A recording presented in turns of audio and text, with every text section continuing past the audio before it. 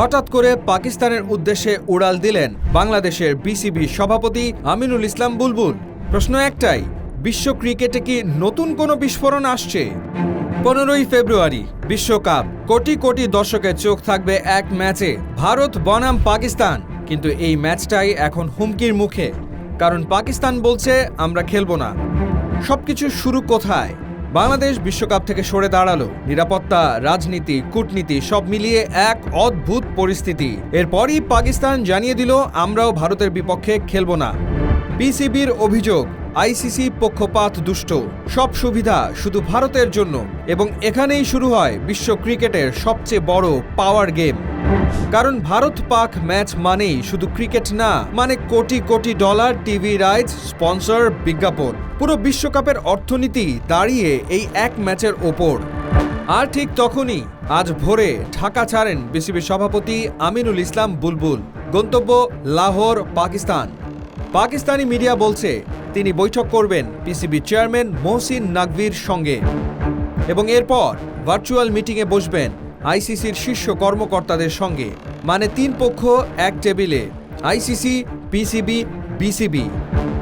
একটা বৈঠক যার সিদ্ধান্ত বদলে দিতে পারে পুরো বিশ্বকাপের ভবিষ্যৎ। পাকিস্তানি গণমাধ্যমের দাবি আরও ভয়ঙ্কর। আইসিসি নাকি পাকিস্তানকে দিতে পারে লোভনীয় কিছু প্রস্তাব, যেমন ভবিষ্যতে এককভাবে বড় টুর্নামেন্ট আয়োজন, লভ্যাংশ বাড়ানো, এমনকি ভারতকে পাকিস্তানে খেলতে পাঠানোর গ্যারান্টি। আর বাংলাদেশের জন্য আইসিসি নাকি ভাবছে বাংলাদেশ বিশ্বকাপে না খেলায় যে আর্থিক ক্ষতি হয়েছে সেটা পূরণ করে দেবে। সিরিজ বাড়ানো হবে, এফটিপিতে বাড়বে ম্যাচের সংখ্যা, অর্থাৎ বাংলাদেশকেও পাশে টানার চেষ্টা।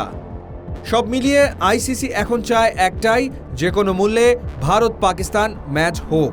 কিন্তু প্রশ্ন হচ্ছে, বাংলাদেশ কি শুধু দর্শক হয়ে থাকবে, নাকি এবার প্রথমবার বিশ্ব ক্রিকেট রাজনীতির মধ্যমণি হয়ে উঠবে? বুলবুল কি ফিরবেন শুধু সৌজন্য সাক্ষাৎ করে, নাকি ফিরবেন বিশ্ব ক্রিকেটের ইতিহাস বদলে দেওয়া কোনো সিদ্ধান্ত নিয়ে? একটা ম্যাচ, কিন্তু তার পেছনে রাজনীতি, অর্থনীতি, কূটনীতি, ক্ষমতার লড়াই। আজ লাহোরে যা হচ্ছে তা শুধু ক্রিকেট না, পুরো বিশ্ব ক্রিকেটের পাওয়ার স্ট্রাকচার। এখন শুধু অপেক্ষা লাহোর থেকে বুলবুল কি বার্তা নিয়ে ফেরেন। কারণ এই সিদ্ধান্তে বদলে যেতে পারে বিশ্বকাপ, ভারত পাকিস্তান সম্পর্ক আর বাংলাদেশের ভূমিকাও। এটা আর ক্রিকেট নেই, এটা এখন বিশ্ব শক্তির খেলা।